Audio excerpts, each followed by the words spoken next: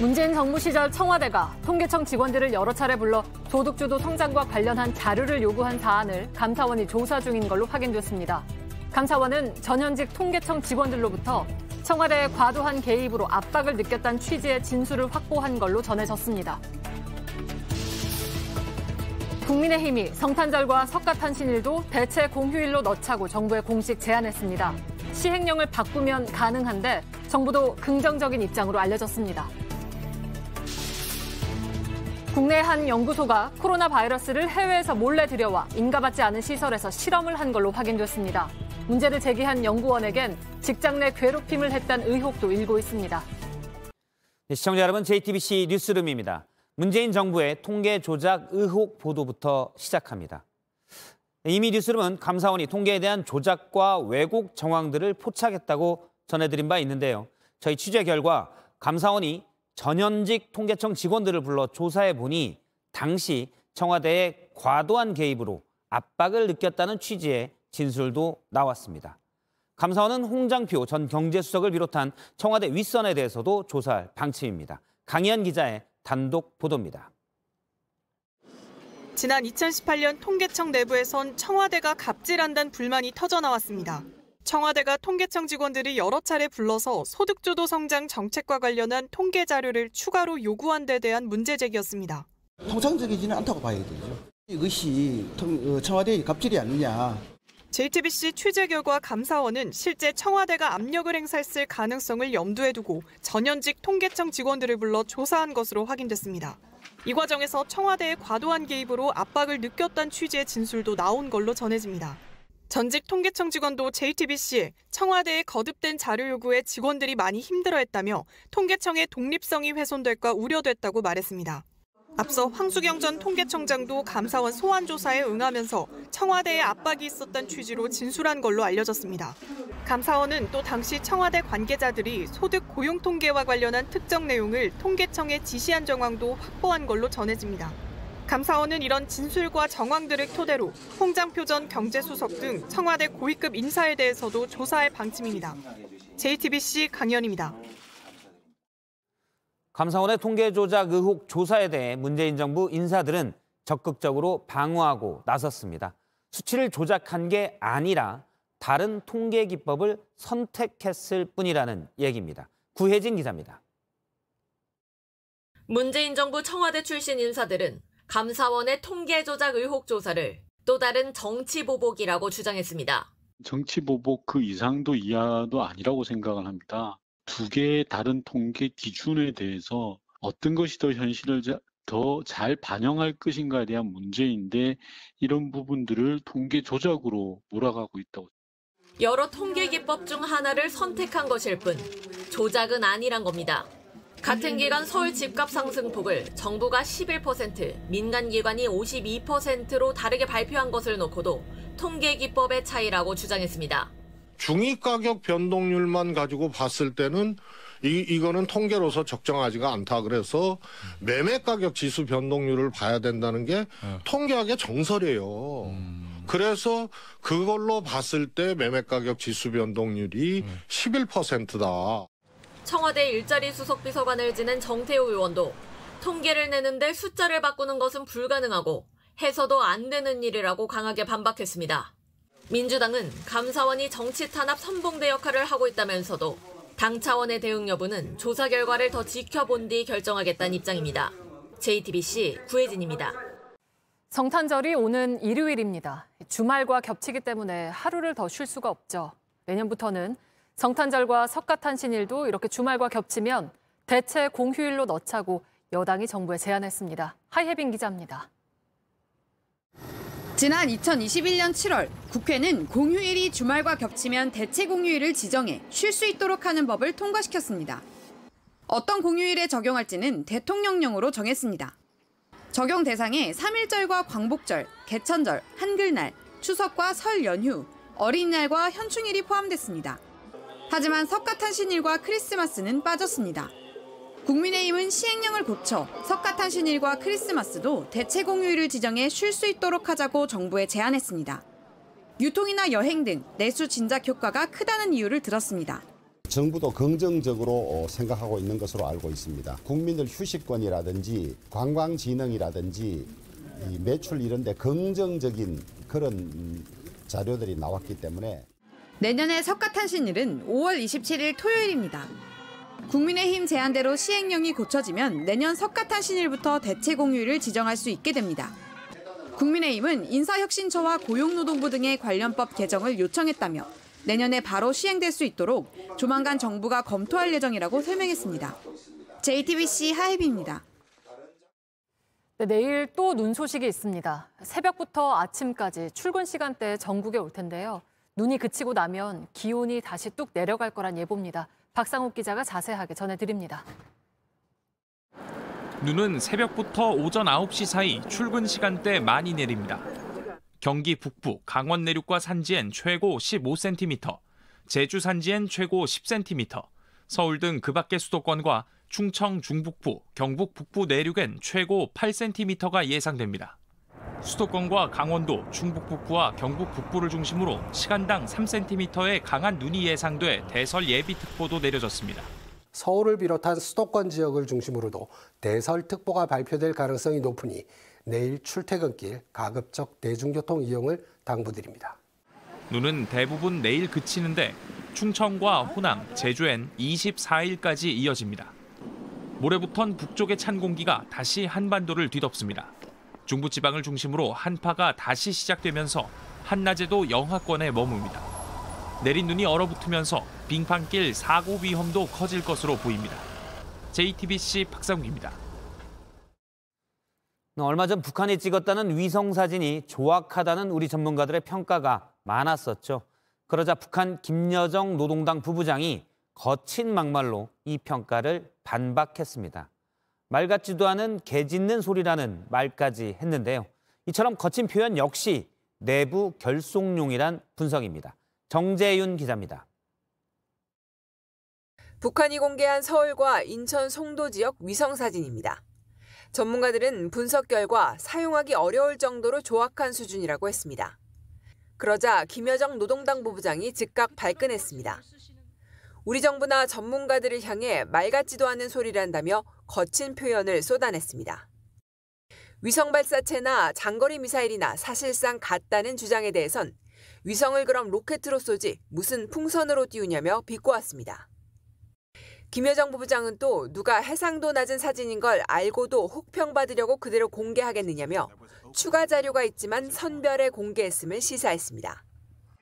김여정이 직접 신경질적인 반응을 보인 건 내부 결속 차원이란 분석입니다. 김정은 위원장의 관심사인 위성 개발이 순조롭게 진행되는 걸 강조하려는 목적이란 겁니다. 북한 체제 특성상 1호의 핵심 지시가 이렇게 폄하되는 것에 대해서 가만히 있지 못한다라는 것. 김여정은 ICBM 대기권 재진입 기술도 이미 확보했다고 주장했습니다. 재진입 기술은 ICBM을 정상 각도로 발사해야 알 수 있는데 북한의 기술력이 아직 못 미친다는 게 전문가들의 분석입니다. 김여정은 곧 보면 알게 될 일이라고 밝혀 조만간 ICBM을 정상 각도로 발사할 수 있음을 시사했습니다. 북한의 거친 반응이 나오면서 미국은 4년 만에 최신의 F-22 스텔스 전투기를 한반도에 전개하며 한미 연합훈련을 실시했습니다. JTBC 정재윤입니다. 지금부터는 마스크와 코로나19 얘기를 해보겠습니다. 단계적으로 실내에서도 마스크를 벗는 방안이 검토되고 있는데 방역 당국의 고민은 대형 마트였습니다. 사람도 많은 데다 특히 고령층이 많은 곳이죠. 긴 회의 끝에 자문위원회가 대형마트에서도 1단계에서 마스크를 벗는 것으로 의견을 모았습니다. 다만 그 시점은 아직 정해지지 않았습니다. 윤영탁 기자입니다. 대형마트는 고령층 등 고위험군도 많이 가는 곳입니다. 그래서 거리 두기를 할 땐 음성 확인을 받는 이른바 방역 패스도 적용됐습니다. 밀폐된 실내 시설에서 많은 분들이 밀집할 때 방역적인 위험성은 커집니다. 어제 열린 감염병 대응 자문위원회 회의에서도 긴 논의가 이뤄졌습니다. 결국 대형마트에서도 마스크를 벗는 쪽으로 의견을 모은 것으로 파악됐습니다. 2단계로 나눠서 벗게 되는데 1단계에선 대중교통과 의료기관, 복지시설만 예외로 두고 2단계 때 해제하는 방안이 유력합니다. 해제 기준도 논의했습니다. 백신 접종률과 위중증 환자 숫자 등 매주 코로나 위험도를 평가하는 지표를 가져왔을 것으로 보입니다. 개량 백신 접종률을 어떻게 올리느냐가 우리가 얼마나 더 가까이 일상으로 갈 수 있느냐의 관건이 되기. 언제 마스크를 벗을지 시점은 못 박지 않았지만 이 기준에 근접하면 전문가 회의를 열어서 정하기로 했습니다. 당초 알려진 대로 설 연휴 전이 될 수도 후가 될 수도 있는 겁니다. 정부는 이번 권고안을 검토해 최종안을 오는 금요일 내놓기로 했습니다. JTBC 윤영탁입니다. 갑자기 코로나19 원천 봉쇄를 푼 뒤 중국에서 사망자가 크게 늘었다는 소식 보도해드렸습니다. 최근 길게 줄 서 있는 화장장의 모습도 봤는데요. 그런데 중국 정부의 공식 발표로는 코로나19 사망자가 최근 약 2주간 7명뿐입니다. 중국 내부에서도 믿기 어렵다는 목소리입니다. 박성훈 특파원이 현지에서 취재했습니다. 세계적인 흥행몰이에 나선 아바타2가 지난 주말 개봉했지만 관객이 거의 없습니다. 코로나 제한 조치를 풀었지만 정작 많은 사람이 모이는 곳을 피하는 겁니다. 반면 시내 대형 병원은 환자로 넘쳐납니다. 상태가 위중해 보이는 환자들도 병실을 못 구해 복도에 방치돼 있습니다. 그동안 코로나 원천 봉쇄 기조를 고수하다 별다른 대책 없이 갑자기 완화 정책으로 전환하면서 시민들의 안전이 더 위협받는 상황입니다. 由于开放的呢，就是因为人太多了啊，14亿人，可能短期内可能当时前几天药品可能稍微有一点紧张。 화장 시설이 부족해 시신을 수습하지 못한 영상도 SNS 등으로 급속히 퍼지고 있습니다. 지금 보신 것처럼 중국의 코로나 확산 상황은 이렇게 위중한데 정작 중국 정부가 발표하는 통계는 전혀 다릅니다. 보건당국은 오늘 중국 전역의 코로나 사망자가 5명이라고 발표했습니다. 방역 해제 후 12일간 공식 발표된 사망자 수는 7명뿐입니다. 코로나 사망자를 기저질환으로 분류해 사망자 숫자를 의도적으로 축소한 게 아니냐는 의혹이 나옵니다. 중국 내 SNS에서조차 1시간 동안 사망자 수치냐, 신뢰할 수 있는 데이터가 필요하다는 반발이 커지고 있습니다. 베이징에서 JTBC 박성훈입니다. 코로나가 없던 원래의 일상으로 우린 거의 돌아가고 있지만 곳곳에 상처가 남아 있습니다. 특히 우리 아이들도 마스크 뒤에서 3년을 보냈죠. 말하고 행동하는 데 어떤 영향이 있었는지 JTBC가 오늘부터 3일에 걸쳐서 이 문제를 깊이 다뤄보겠습니다. 오늘은 먼저 성화선, 조보경 두 기자가 코로나와 함께한 지 3년이 흐른 지금 아이들은 어떤 어려움을 겪고 있는지 취재했습니다.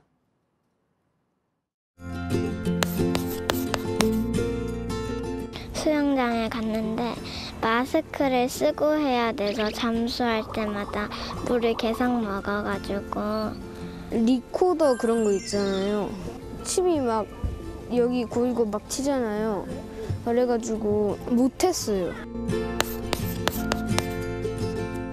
뛰어다니고 그럴 때 살짝 벗는데 막 땀에 마스크가 젖어가지고 살에 달라붙어가지고 친구들 얼굴이 마스크 때문에 잘 안 보이니까 헷갈리고 코로나 끝나면은 그냥 마스크 계속 안 썼으면 좋겠어요.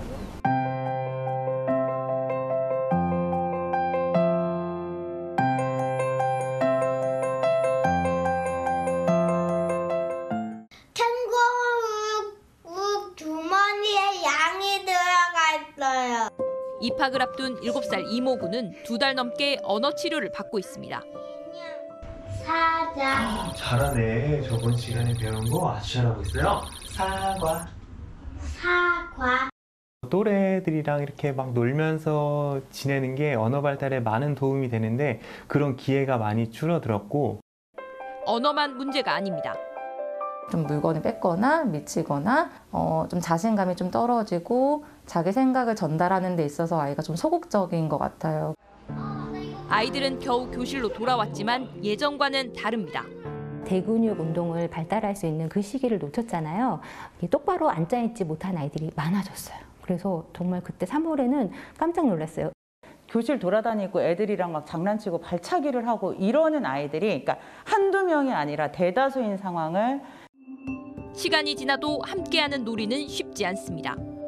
보드게임이 있는 수업이었어요. 규칙을 정하고 순서를 정해서 하는 것 자체가 너무 어려워서 5모듬은 끝까지 하지 못했어요. 이 친구들이 너무 잃어버린 시간이 많구나 이런. 마스크에 가려 발음과 표정을 보지 못하니 언어가 서툰 아이들이 늘었습니다. 친구의 얼굴 표정을 읽을 수가 없는 거예요. 그래서 친구의 감정을 잘 읽지 못하니까 내 기분에 따라서 친구의 얼굴을 해석을 하는 거예요. 표현은 거칠어졌고 다툼은 늘었습니다. 그런 말 하지 말라고 해결을 해야 되는데 이제 손이 먼저 나간다든지. 더 심한 경우도 있습니다. 조절 능력이 없는 그런 아이들이 ADHD로 갈 확률이 커지면서 사실은 경계성이 있는 아이들이 확 늘어나는 거죠. 실제로 최근 연구 결과에 따르면 0에서 5세 아동 10명 중 5명 가까이 관찰이나 도움이 필요했습니다.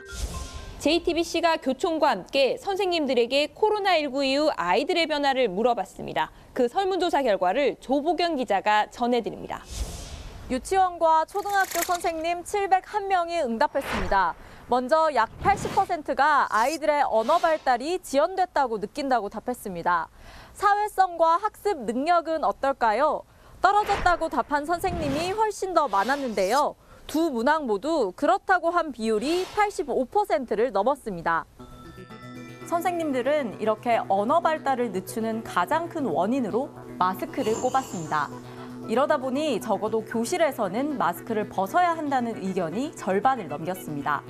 또 아이들의 학력을 떨어뜨리고 친구를 만드는 것도 힘들게 한 건 많은 학교가 문을 닫고 비대면 수업을 했기 때문이라고 했습니다. JTBC 조보경입니다. 네, 내일은 런던을 완전히 봉쇄할 때에도 어린 아이들은 마스크를 안 쓰게 했던 영국의 대응에 대해서 현지에서 저희가 취재한 내용 전해드리겠습니다. 택시비를 내지 않은 40대 승객이 항의하는 70대 기사를 마구 때렸습니다. 이 승객은 최근 흥행하고 있는 한 영화 제작에 참여한 인물이었습니다. 조소희 기자입니다. 택시 기사는 한참을 기다립니다. 갑자기 깬 승객. 내게요? 아이, 카드 돈 주고 내리라고. 그대로 내리려 하자 기사는 붙잡습니다. 실랑이가 시작됩니다. 내리세요. 알 수 없는 말을 하는 승객과 차비 달라는 기사의 밀고 당기기는 계속됩니다. 그래 내가 그걸 삥땅 치려고 안 하려고 그랬어요? 응. 그럼 왜 안 줘요? 점점 흥분하던 승객, 기사에게 내리라고 하기 시작합니다. 그럼 나와봐요. 뭘 나와봐요? 아이고. 거부하면서 붙잡자 욕설을 내뱉습니다. 도망간다고요? 예! 욕하지 말아요. 결국 택시에서 내린 승객, 기사를 손으로 치더니 건물 벽으로 밀어붙입니다. 승객은 40대 한모 씨. 알고 보니 최근 흥행 중인 한 영화 제작 실장으로 일했습니다. 기사는 70대였습니다. 기사를 넘어뜨리고 다시 일으키는 듯 하더니 또 밀쳐버립니다. 쓰러진 기사를 발로 밟다 자신이 넘어지더니 위에서 내려다보며 때리고 발로 반복해서 밟습니다. 대짜고짜 그냥 다리 걸어서 쓰러뜨려가지고 머리를 한 대 때리고 골반을 발로 한번 밟고. 기사는 갈비뼈가 부러지는 등 크게 다쳤습니다. 승객은 경찰 조사에서 술에 취해 기억나지 않는다고 진술했다가 영상을 보여주자 합의를 시도한 걸로 알려졌습니다. JTBC 조소입니다. 주민들의 민원을 해결해주기 위해 만든 곳이 행정복지센터입니다. 그런데 여기서 일하는 공무원들이 민원인들에게 맞는 일이 잇따라 일어났습니다. 여권 사진이 이상하다거나 눈 치우는 작업이 잘 안 된다는 게 이유였습니다. 정영재 기자입니다. 겉옷을 바닥에 끌고 다니며 화를 내는 남성. 밖으로 나가는 듯 싶더니 돌아와 손에 든 여권을 바닥에 던집니다. 다가온 공무원이 여권을 주워 살피자 갑자기 뺨을 때립니다. 안경이 날아가고 마스크가 벗겨질 정도입니다. 지난 9일 오후 5시 10분쯤 충남 천안의 한 행정복지센터에서 일어난 일입니다. 50대 민원인이 다른 지자체에서 받은 여권을 들고 와 난동을 부린 겁니다. 여권의 사진이 이렇게까지만 하고 계속 난동 부리고 화를 내고 막 이러면서 직원이 이제 설명하려고 다가가니까 이제 폭행을 한 거죠. 비상벨을 눌러 경찰이 도착해서야 잠잠해졌습니다. 뺨을 맞은 공무원은 지난해 임용된 새내기였습니다. 입안이 터지는 등 전치 2주의 상처를 입었는데 정신적 충격에 병가도 썼습니다. 오늘 천안의 다른 행정복지센터에서도 공무원 4명이 폭행을 당하는 일도 있었습니다. 제설 작업이 잘 안 된다는 이유였습니다. 민원 담당 공무원이 맞거나 욕설에 시달리는 건 매년 3만 건이 넘습니다. JTBC 정영재입니다.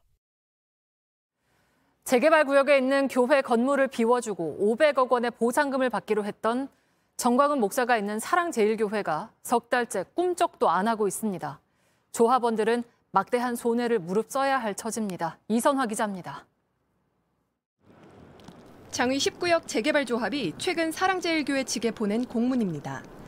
합의대로 어서 교회 이주를 완료해달라고 요청합니다. 그러나 돌아온 답은 어렵다였습니다. 앞서 양측은 10월 초까지 교회 건물을 비우기로 했습니다. 대신 조합은 500억 원을 보상하기로 했습니다. 교회와 조합이 합의한 지 3달이 넘었지만 교회는 아직도 이곳 재개발 구역에서 나가지 않고 있습니다. 조합은 교회가 요청한 대로 새 교회 부지에 펜스를 치고 평탄화 작업도 해줬지만 교회는 이사를 가지 않았습니다. 교회 측은 악의적인 언론 보도 때문에 힘들다거나 새 교회 부지가 좁다는 등의 이유를 댔습니다. 합의를 주도한 조합장은 피가 마르는 고통을 느꼈다면서 자리에서 물러났고 조합은 더 이상 믿을 수 없다며 교회 부지를 빼고 재개발하는 방안을 다시 검토하고 있습니다. 돌고 돌아 다시 원점이 된 셈입니다. 이럴 경우 기간은 최소 1년 이상 늘어나고 조합원들은 900억 원이 넘는 손해를 더 보게 됩니다. 조합은 교회 측의 마지막 답을 기다리고 있습니다. JTBC 이선화입니다. 대전의 한 연구소에서 지난 2월 코로나 변종 바이러스인 오미크론 유전자를 외국에서 몰래 가져와 실험을 했습니다. 오미크론 유전자를 대장균에 삽입하는 실험이었는데 신고도 안 된 연구시설에서 아무런 감시도 규제도 없었던 위험천만의 실험이었습니다. 먼저 최강열 PD가 그 실험실을 추적했습니다. 코로나 치료제를 개발하고 있는 대전의 바이러스 연구소입니다. 이 연구소는 정부로부터 관련 연구비 4억여 원도 지원받았습니다. 문제는 연구소가 실험에 사용한 오미크론 검체입니다. 지난 2월 이 회사의 공동 창업자이자 연구소장이 미국에서 자신이 걸린 오미크론 검체를 배양액에 담아 국내에 반입한 것으로 파악됐습니다. 이거는 공익을 위한 연구고 내가 가지고 온 건 못 가시고 가족한테도 말하지 말아라. 우린 한 대를 탄 거다. 당시 코로나 바이러스는 법정 1급 감염병으로 규제 대상이었습니다. 가축종합병 예방법상의 제32조 보시면 동물병원체는 수입 금지 대상이고요. 이 연구소는 유전자 변형 생물체인 대장균에 오미크론 유전자를 삽입해 실험했습니다. 유전자 조작을 통해서 증식을 시킨다든지 변형을 보겠다든지 했다는 것은 그거는 더더욱 굉장히 위험한 일이죠. 그거야말로 괴물 바이러스를 탄생시킬 수도. 실험을 지시받은 연구원이 문제를 제기하자 회사 측도 연구소 폐쇄로 이어질 수 있는 심각한 사안으로 받아들였습니다. 하지만 폐기는 제대로 이뤄지지 않았습니다. 결국 해당 연구원은 지난 9월 관련 부처인 과학기술부, 질병관리청, 그리고 경찰에 회사를 고발했습니다. 회사 측은 실험 자체는 법적 문제가 없다는 입장. 연구소에서는 실험 자체가 없었다는 주장이세요? 아닙니다. 실험은 했죠. 근데 실험 자체가 불법이잖아요. 실험 자체가 어떻게 불법입니까? 해당 실험실이 5월에 과기부에 신고를 했기 때문에 실험 자체가 불법이 아니라는 겁니다. 하지만 담당 연구원에 따르면 실험이 시작된 건 지난 3월 미신고 시설 때부터였습니다. 질병관리청에 따르면 3등급 이상 허가된 연구시설에서 활성화된 바이러스를 실험할 수 있습니다. 하지만 배양만 한 행위를 가지고 저희가 법적으로 규제 대상은 없습니다. 과기부도 미신고 연구시설을 수사할 권한이 없다는 입장. 이거를 어겼을 때 뭐 얼마의 벌금을 처한다든가 뭐 그런 기준이 없기 때문에. 과기부는 JTBC 취재가 시작되자 경찰 수사 결과에 따라 위법 사항을 조치하겠다고 밝혔습니다. JTBC 최강일입니다. 이런 위험한 실험이 중단된 것은 한 연구원의 거부 덕분이었습니다. 그런데 그 뒤 그 연구원에게는 온갖 성희롱과 직장 내 괴롭힘이 이어졌습니다. 말로 전하기도 힘든 성희롱 발언에 대해서 연구소장은 과학적 사실을 전했을 뿐이라고도 말했습니다. 계속해서 이호진 기자입니다. 코로나 배양 실험에 반대하던 연구원의 고소장입니다.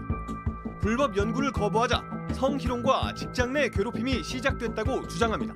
여성 유산균이 있었어요. 써내서 이제 먹으려고 했는데 이제 그분이 다가와서 그걸 가로채더니 나 이거 뭔지 안다. 이거는 먹는 것보다 넣는 게 더 효과적이다. 성적 수치심을 유발하는 발언도 수시로 들어야 했다고 말합니다. 질염이 자주 안 생기려면 송파푸드수가 적어야 된다. 담당 연구원의 요청에 연구소장이 회사에 제출한 진술서입니다. 본인이 해당 발언을 했던 사실은 인정하지만 건강상 유산균을 바르는 것이 더 도움이 될 수 있다는 과학적인 조언을 주고 싶었다고 합니다. 이를 받은 회사 측도 해당 발언을 성희롱이 아닌 건강상담으로 해석했습니다. 심지어 연구원에게 보낸 최종 통지서에 회사가 소개한 정신과에서 진단서를 받아올 것을 명령했습니다. 그러니까 회사 생활하면서 진짜 열심히 했는데 그리고 잘못된 걸 바로 잡으려고 노력을 많이 했는데 내가 회사한테 이런 얘기까지 들어야 되나? 회사 측이 JTBC에 보낸 답변서에도 직장 내 성희롱이 아닌 과학적 사실을 전달했다고 강조합니다. 병원을 찾으라고 명령한 것도 죽고 싶다는 피해자 안전을 위해서라는 겁니다. 직장 내 성희롱이랑 직장 내 갑질의 경우에는 고용노동청 국가인권위원회에 각 진정을 넣어서 회사 측은 해당 연구원에 대해 명예훼손으로 법적 대응을 검토 중이라 밝혔습니다. JTBC 이호진입니다.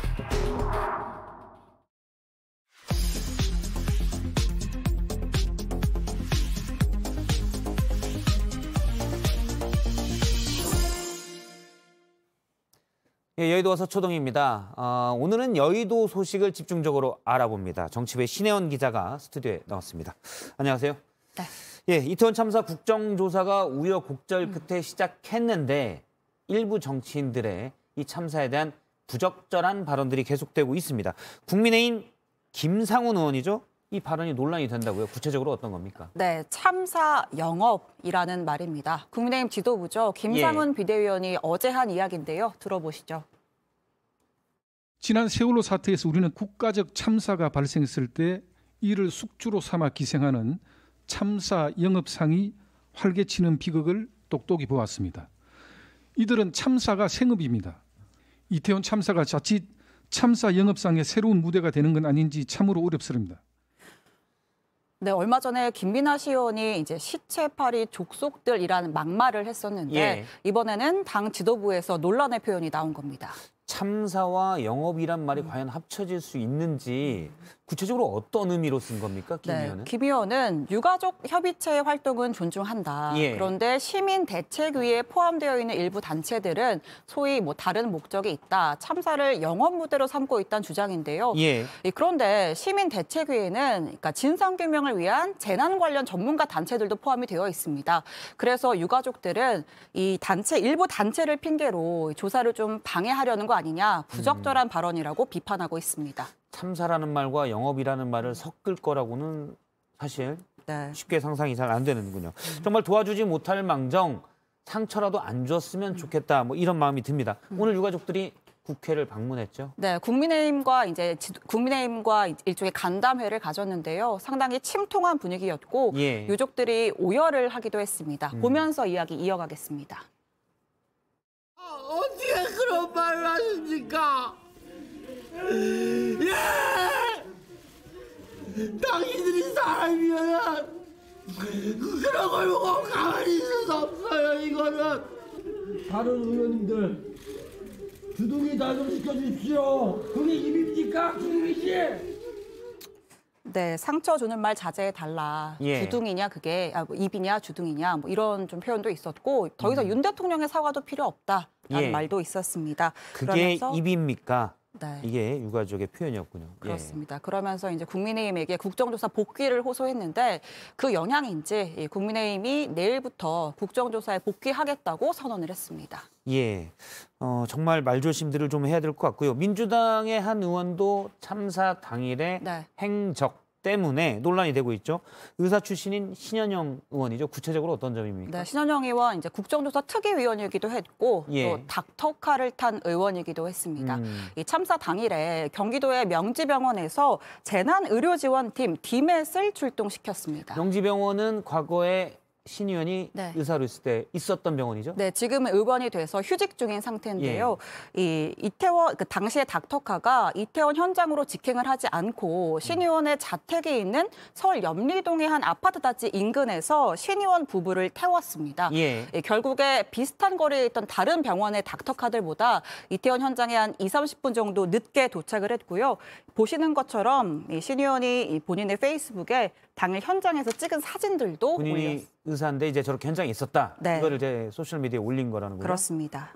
그런데 DMET팀은 재난의료지원팀이잖아요. 네. 대응팀이잖아요. 그러니까 재난이 발생했을 때 가는 거기 때문에 상당히 긴급을 네. 무조건 긴급을 요하는 팀으로 알고 있는데 왜 국회의원 집에 가서 국회의원을 태우고 가야 됩니까? 그리고 해당 국회의원은 참사 현장에 갈 거면 택시를 타고 가면 됐잖아요. 그렇습니다. 제가 응급의학과 전문의 교수들에게 좀 물어봤는데 예. 하나같이 말도 안 된다 이런 반응이었습니다. 이 DMET은 권역 응급의료센터 의료진들이 팀을 짜서 활동을 하고 정해진 출동 매뉴얼도 있다고 했습니다. 중간에 누군가를 태워서 간다는 건 재난의료체계를 허무는 일이라고 지적했고 국회의원이 아니면 됐겠느냐. 의료진을 돕겠다고 했지만 의료진을 우습게 본 거다라고도 지적했습니다. 한덕수 총리 얘기도 잠깐 해보도록 하겠습니다. 한덕수 총리가 이제 어제 분향소에 갔다가 네. 약간 뭐 얘기가 있었다고요? 네, 분향소에 갔는데 분향은 못했습니다. 조문 시작부터 끝까지 단 30초밖에 걸리지 않았는데요. 예. 네, 잠깐 보겠습니다, 직접. 정부의 공식적인 사과를 가지고 오십시오. 대통령의 사과를 가져오십시오. 예. 네, 이렇게 고개를 끄덕거리더니 바로 발길을 돌려서 이제 현장을 떠나는 모습입니다. 잠시만요. 그러니까 와서 분향소에 와서 얘기를 하려는데 유가족들이 대통령의 사고 가져오라니까 그냥 바로 고개를 돌려서 돌아간 건가요? 네, 하려고 했더니 못하게 해서 돌아갔다. 방금 이제 악수를 나눈 시민과 그런 이야기도 했고요. 예. 지금 보시면 횡단보도를 건너고 있는데 이 당시에 신호등 불은 빨간색 불이었습니다. 서둘러 자리를 피했다라는 표현이 맞겠군요. 네, 유족들은 좀 보여주기식 조문을 오는 거 아니냐 이렇게 예. 비판하기도 했습니다. 알겠습니다. 정치부의 신혜원 기자랑 얘기를 나눴습니다. 고맙습니다. 다음 소식입니다. 검찰이 이태원 참사와 관련해 박희영 서울 용산구청장과 이임재 전 용산경찰서 서장 등 4명을 업무상 과실치사상 등 혐의로 구속영장을 청구했습니다.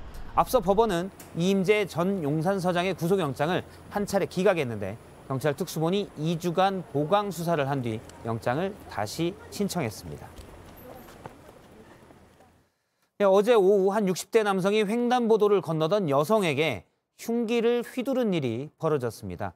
스토킹을 하다 자신을 만나주지 않는다며 이런 일을 저질렀는데 미리 집에서부터 흉기를 챙겨왔습니다. 윤정주 기자입니다. 검은 옷을 입은 남성이 횡단보도 앞에서 한참을 서성이더니 갑자기 길을 건너 한 여성에게 다가갑니다. 여성을 붙잡고 말을 걸더니 바로 흉기를 휘두릅니다. 여자분 피 흘리시고 지혈 돌리시고 남자는 잡아놓고. 둘은 약 4년 전 가게 손님과 직원으로 알게 된 사이입니다. 경찰은 가해자가 이달에만 3차례 출근하는 피해자를 찾아와 기다리는 등 스토킹을 했던 걸로 보고 있습니다. 사건 당일엔 미리 집에서 흉기를 챙겨 피해자가 출근하길 기다렸고 버스에서 내리는 것을 확인한 뒤 범행을 저지른 것으로 파악됐습니다. 가해자는 경찰 조사에서 자신을 만나주지 않아 범행을 저질렀다고 진술했습니다. 피해자는 얼굴과 귀 부분을 크게 다쳐 병원에서 치료를 받고 있습니다. 경찰은 오늘 살인미수와 스토킹 처벌법 위반 혐의로 이 남성에 대해 구속영장을 신청했습니다. JTBC 윤정주입니다. 제주에서 유명 음식점을 운영하는 50대 여성을 살해한 혐의로 공범 3명이 붙잡혔습니다.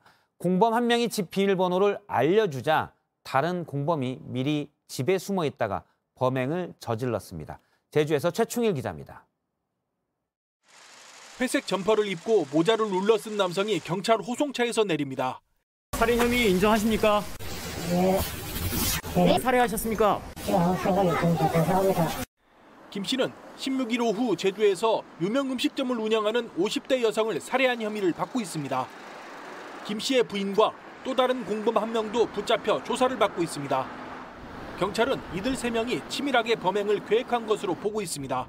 김 씨 부부는 범행 전날 전남 여수에서 배편을 이용해 제주로 왔습니다. 김 씨는 또 다른 공범에게서 피해자의 집 현관문 비밀번호를 전달받은 뒤 피해자 집에 숨어 있다가 살해했습니다. 범행 후에는 택시를 갈아타면서 이동하다가 부인이 몰고 온 차를 이용해 배를 타고 제주를 빠져나간 걸로 조사됐습니다. 범행 직후 도주한 피의자 3명을 경남과 제주에서 순차적으로 검거했습니다. 구체적인 범행 동기 및 공모 경위에 대해서는 현재 수사 중에 있습니다. 경찰은 김 씨에게 피해자의 집 비밀번호를 건네준 공범이 피해자와 금전 문제로 자주 다퉜다는 진술을 확보하고 이들 3명에 대해 구속영장을 신청할 계획입니다. JTBC 최충일입니다. 아파트 거실 벽에 설치된 월패드를 해킹해서 여기에 달린 카메라로 수십만 가구의 집안을 찍은 영상을 팔아 넘기려던 30대가 붙잡혔습니다. 월패드가 해킹당할 수 있다고 알려주던 보안 전문가였습니다. 이가람 기자입니다. 지난해 10월 해외 웹사이트에 한국 아파트 영상을 판매한다는 글이 올라왔습니다.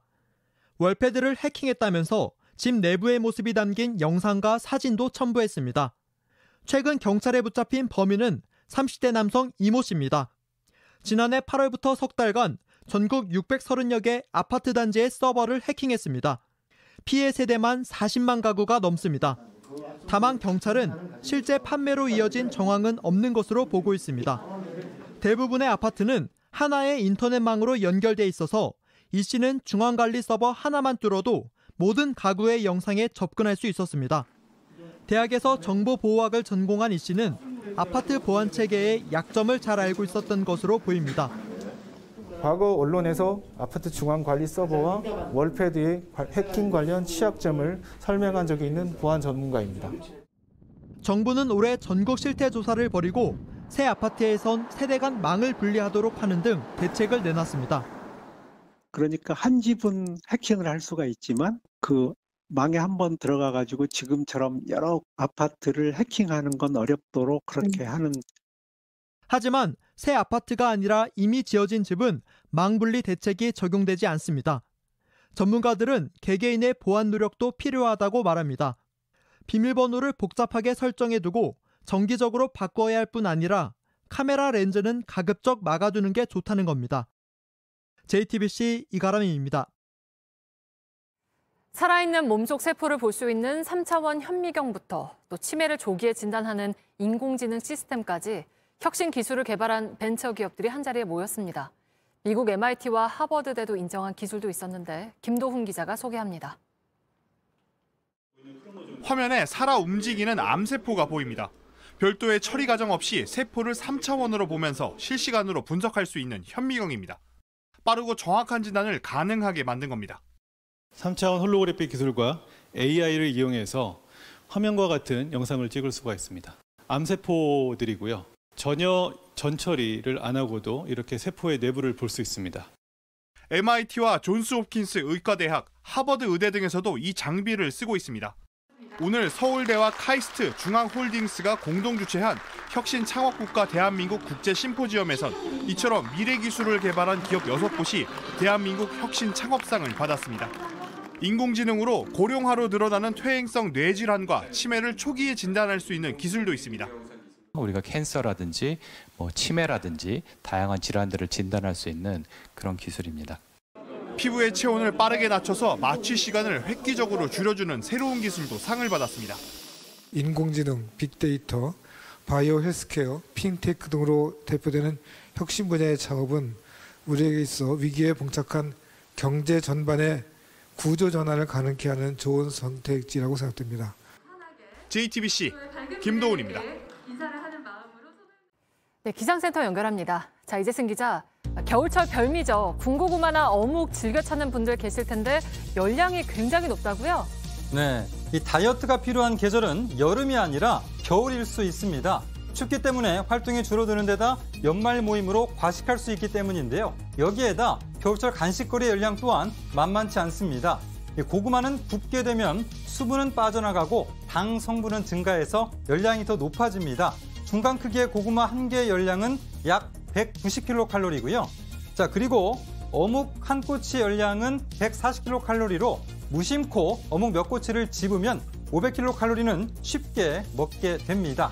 이 밖에 호떡은 약 340kcal로 밥 한 공기보다도 더 많습니다. 자, 그런데 말입니다.